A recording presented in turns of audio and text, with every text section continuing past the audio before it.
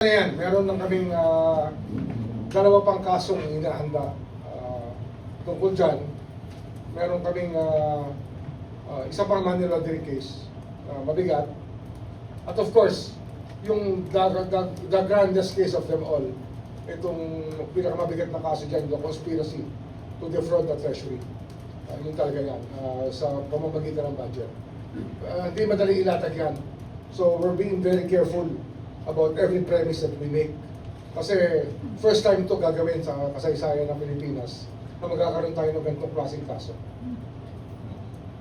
May timetable na ho tayo. Wala kaming timetable dyan. Basta yung big case kasi, hindi mo pwede lagyan ng timetable dyan. Kinakalap namin ang ebidensya niyan. Binubuo namin sa araw-araw. Kaya we're here every day. We just go to work every day. And marami naman, it's bearing fruit. Marami naman kami nakukuha ng ebidensya. Kaya lang, nung araw kasi, pwede mag-file ng kaso, press con, tapos na. Tapos malalaman mo, 15 taon na wala pang nangyayari. Hindi po ganun ang ating sistema dito. Sa atin, gusto natin, matapos ko the soonest possible time. Kung pwede nga, kung talagang ang korte ay magiging reasonable, dapat yan, hindi aabot ng 2 taon yan, may judgment na yan. Kung kami hindi abutin ng 1 taon, dapat ang depensa hindi rin abutin ng 1 taon. Sabihin nun, 2 taon yan, meron na dapat resulta yan.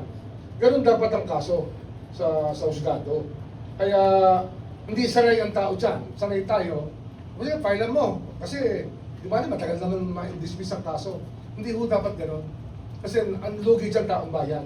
Hindi na natin nakukuha yung pera, napapanis na yung mga kailangan makuha dapat.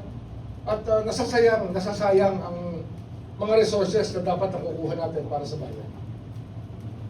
Last na lang po.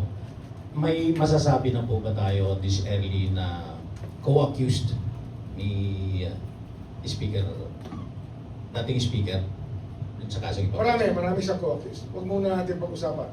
Basta marami siyang co-accused dito.